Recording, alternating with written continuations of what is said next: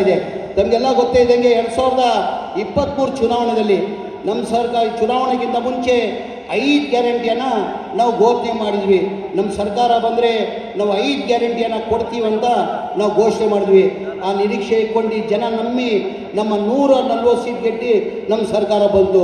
ನಮ್ಮ ಸರ್ಕಾರ ಬಂದಾದಮೇಲೆ ಮನೆ ವಿರೋಧ ಪಕ್ಷದವರು ಏನಂತ ಹೇಳಿದ್ರು, ಇದು ಗ್ಯಾರಂಟಿಗಳು ಘೋಷಣೆ ಮಾಡಿರೋದು ಬರೀ ರಾಜಕೀಯ ಭಾಷಣ ಮಾಡಿದ್ದಾರೆ, ಈ ಗ್ಯಾರಂಟಿಗಳು ಕೊಡೋಕ್ಕೆ ಸಾಧ್ಯ ಆಗಲ್ಲ, ಈ ಗ್ಯಾರಂಟಿಗಳು ಕೊಡಬೇಕಾದ್ರೆ ಕನಿಷ್ಠ 55ರಿಂದ 60 ಸಾವಿರ ಕೋಟಿ ಆಗ್ತದೆ, ಈ ಗ್ಯಾರಂಟಿಗಳು ಲಾಗು ಆಗಲ್ಲ ಅಂದರು.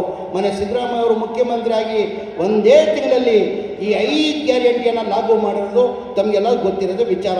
ಅದ್ರ ಜೊತೆಯಲ್ಲಿ 6ನೇ ಗ್ಯಾರಂಟಿ ಅಂತ ನಾನು ಹೇಳ್ತೀನಿ. ಚುನಾವಣೆ ಟೈಮಲ್ಲಿ ನಾವು ಘೋಷಣೆ ಮಾಡಿರಲಿಲ್ಲ ಈ ಮನೆಗಳು ಫ್ರೀ ಕೊಡ್ತೀನಿ ಅಂದಮೇಲೆ.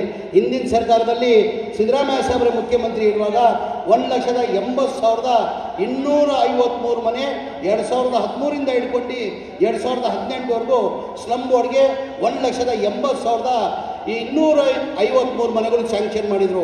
ಅದೇ ಥರ ರಾಜೀವ್ ಗಾಂಧಿ AHP ಸ್ಕೀಮ್ ಅಂತ ಹೇಳ್ಬಿಟ್ಟು 47,860 ಮನೆಗಳು ಸ್ಯಾಂಕ್ಷನ್ ಮಾಡಿದರು. ಒಟ್ಟಾಗಿ 2,30,000 ಮನೆಗಳು ಹಿಂದಿನ ಸರ್ಕಾರದಲ್ಲಿ ಸಿದ್ದರಾಮಯ್ಯ ಸಾಹೇಬರ ಮುಖ್ಯಮಂತ್ರಿ ಇರುವಾಗ ಸ್ಯಾಂಕ್ಷನ್ ಮಾಡಿದವು. ಅದಾದಮೇಲೆ ಸಮ್ಮಿಶ್ರ ಸರ್ಕಾರ ಬಂತು, ಕುಮಾರಸ್ವಾಮಿ ಅವರು ಮುಖ್ಯಮಂತ್ರಿ ಆದರು, ಒಂದು ಮನೆ ಸ್ಯಾಂಕ್ಷನ್ ಮಾಡಿಲ್ಲ. 4 ವರ್ಷ BJP ಸರ್ಕಾರ ಇತ್ತು, ಒಂದು ಮನೆಯೂ ಸ್ಯಾಂಕ್ಷನ್ ಮಾಡಿಲ್ಲ, ಒಂದು ಮನೆಯೂ ಕೊಡೋಕ್ಕೆ ಸಾಧ್ಯ ಆಗಿಲ್ಲ. ಕಾರಣ ಅಂದರೆ ಒಂದು ಮನೆ ಕಟ್ಟಬೇಕಾದ್ರೆ 7.5 ಲಕ್ಷ ರೂಪಾಯಿ ಆಗ್ತದೆ. ಕೇಂದ್ರ ಸರ್ಕಾರದಿಂದ ಪ್ರಧಾನ ಮಂತ್ರಿ ಆವಾಸ್ ಯೋಜನೆ ಅಂತ ಹೇಳ್ಬಿಟ್ಟು 1.5 ಲಕ್ಷ ಕೊಡ್ತಾರೆ.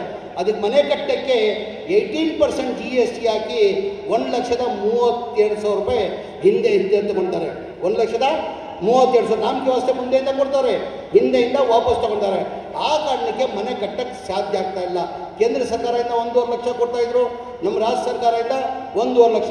7.5 ಲಕ್ಷದಲ್ಲಿ 3 ಲಕ್ಷ ಹೋದರೆ 4.5 ಲಕ್ಷ ಬೆನಿಫಿಷರಿ ಕಟ್ಟಬೇಕಾಗಿತ್ತು. ಟೋಟಲ್ ಬೆನಿಫಿಷರಿ 2,30,000 ಮನೆಗಳಿಗೆ 9,500 ಕೋಟಿ ಕಟ್ಟಬೇಕಾಗಿತ್ತು. 8 ವರ್ಷದಲ್ಲಿ ಬರೀ ಬೆನಿಫಿಷರಿ ಕಟ್ಟಿರೋದು ಬರೇ 300 ಕೋಟಿ. ಮನೆ ಮುಖ್ಯಮಂತ್ರಿಗಳು ನನ್ನ ಮೇಲೆ ವಿಶ್ವಾಸ ಇಟ್ಟು ನನ್ನ ವಸತಿ ಮಂತ್ರಿ ಮಾತಾದ ಮೇಲೆ ನನ್ನ ಗಮನಕ್ಕೆ ಬಂದಾದಮೇಲೆ ನಾನು ಹೆಂಗಪ್ಪ ಮನೆ ಮುಖ್ಯಮಂತ್ರಿಗಳು ಹೋಗಿ ಹೇಳೋದು, ಏನಕ್ಕೆ ಗ್ಯಾರಂಟಿಗಳಿಗೆ 55ರಿಂದ 60 ಸಾವಿರ ಕೋಟಿ ಆಗ್ತದೆ, ಇದು 9,000 ಕೋಟಿ ಹೆಂಗೆ ಹೋಗಿ ಹೇಳೋದು ಅಂತ ಹೇಳ್ಬಿಟ್ಟು ಧೈರ್ಯ ಮಾಡಿ ಮನೆ ಮುಖ್ಯಮಂತ್ರಿ ಗಮನಕ್ಕೆ ತಂದೆ. ಸರ್, ಹಿಂದಿನ ಸರ್ಕಾರದಲ್ಲಿ ತಾವೇ ಮುಖ್ಯಮಂತ್ರಿ ಇರುವಾಗ ಈ ಮನೆಗಳು ಸ್ಯಾಂಕ್ಷನ್ ಮಾಡಿದ್ದು, ಅದಾದಮೇಲೆ ಒಂದು ಮನೆಯೂ ಕೊಡೋಕ್ಕೆ ಸಾಧ್ಯ ಆಗಿಲ್ಲ, ಒಂದು ಮನೆಯೂ ಸ್ಯಾಂಕ್ಷನ್ ಮಾಡಿಲ್ಲ.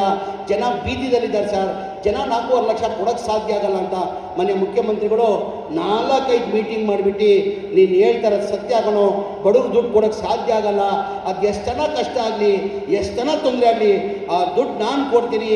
2026 ಒಳಗಡೆ ಈ 2,30,000 ಮನೆಗಳು ಕಂಪ್ಲೀಟ್ ಮಾಡಬೇಕಂತ ಹೋದ ವರ್ಷದಲ್ಲಿ 2024 ಜನವರಿಯಲ್ಲಿ ಕ್ಯಾಬಿನೆಟ್ ತಂದು ಅಪ್ರೂವ್ ಮಾಡಿ 500 ಕೋಟಿ ಬಿಡುಗಡೆ ಮಾಡಿದ್ದಕ್ಕೆ 36,789 ಮನೆಗಳು ಕೊಟ್ವಿ. ಇನ್ನು ಬರೋ ತಿಂಗಳಲ್ಲಿ 29ನೇ ತಾರೀಕಿಗೆ ಮನೆಯ ಮುಖ್ಯಮಂತ್ರಿಗಳು ಡೇಟ್ ಕೊಟ್ಟಿದ್ದಾರೆ, ಹುಬ್ಳಿದಲ್ಲಿ ಕಾರ್ಯಕ್ರಮ ಮಾಡಿ 42,345 ಮನೆ ಕೊಡ್ತಾ ಇದ್ದೀವಿ. ಏನಕ್ಕೆ BJP ಅವರು ಕೊಡೋಕ್ಕೆ ಸಾಧ್ಯ ಆಗಿಲ್ಲ? ಕುಮಾರಸ್ವಾಮಿ ಅವರು 1.5 ವರ್ಷ ಮುಖ್ಯಮಂತ್ರಿ ಆಗಿದ್ರು, ಅವ್ರಿಗೆ ಬಡವ್ರ ಬಗ್ಗೆ ಕಾಳಜಿ ಇಲ್ವಾ? ಯಡಿಯೂರಪ್ಪ ಅವರು 2 ವರ್ಷ ಮುಖ್ಯಮಂತ್ರಿ ಆಗಿದ್ರು, ಅವರು ಬಡವ್ರ ಬಗ್ಗೆ ಕಾಳಜಿ ಇಲ್ವಾ? ಬಸವರಾಜ ಬೊಮ್ಮಾಯಿ ಅವರು 2 ವರ್ಷ ಮುಖ್ಯಮಂತ್ರಿ ಆಗಿದ್ರು, ಅವರು ಬಡವ್ರ ಬಗ್ಗೆ ಕಾಳಜಿ ಇಲ್ವಾ? ಮಾನ್ಯ ಸಿದ್ದರಾಮಯ್ಯ ಅವರಿಗೆ ಮಾತ್ರ ಬಡವ್ರ ಬಗ್ಗೆ ಕಾಳಜಿ ಅಂತ నేను ಕೇಳಕ್ಕೆ ಬಯಸ್ತಾ ಇದ್ದೀನಿ.